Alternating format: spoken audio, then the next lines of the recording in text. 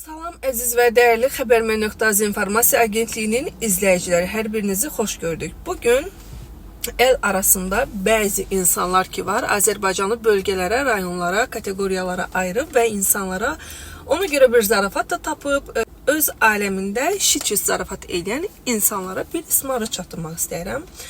Mənim də başıma gəlib, məncə hər bir talışın başına gəlib. Mən ümumiyyətlə Azərbaycanı bölgələrə ayıran bir insan deyirəm, amma belə də ki, talış olmağımdan fəxr edirəm. Əslimi, nəslimi, oyumu, soyumu, kökümü bilən bir insanım.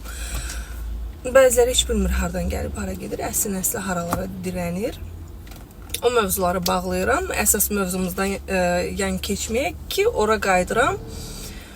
Qayıdıb sual verirlər də, hər bir kəsim talışın başına gəlmiş bir şeydə. Haralısan, hansı rayondansan, hansı bölgədənsən deyəndə mən talışam deyirəm, Cənub bölgəsindən. Hə, talış, 12 zarafatı. Siz əgər tarixi bilmirsinizsə, ola bilər, normaldır, bilməyə bilərsiniz. Amma cahil olmaq da lazım deyil. En azından bir araşdırmaq lazımdır. Hər ağızdan eşidilən sözə inanıb və onu da kollektiv, cəmiyyət, insan içində danışmaq lazım deyil. Ki, sən çox zarafatçılsan da, ki, talışları 12. Mən buna çox sərt reaksiya verən bir insanam. Yəni, mənə bir insan deyəndə ki, saat 12-dən sonra deyirəm, 12-dən sonra qardaşım, atam gəlib qapımı döyüb. Bəlkə gəlib qapımı döyüb.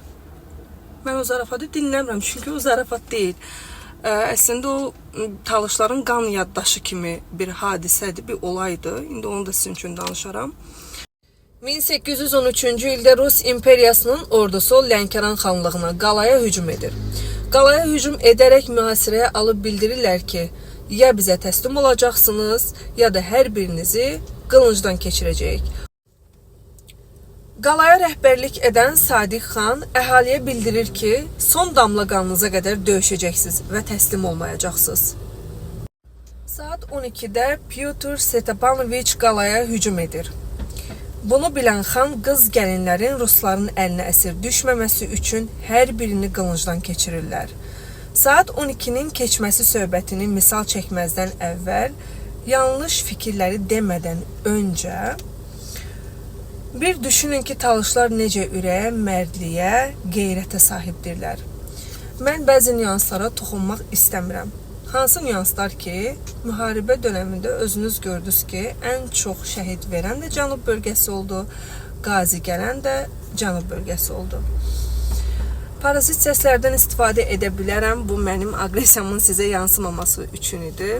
Çox sağ olun izlədiyinizə görə. Təşəkkürlər.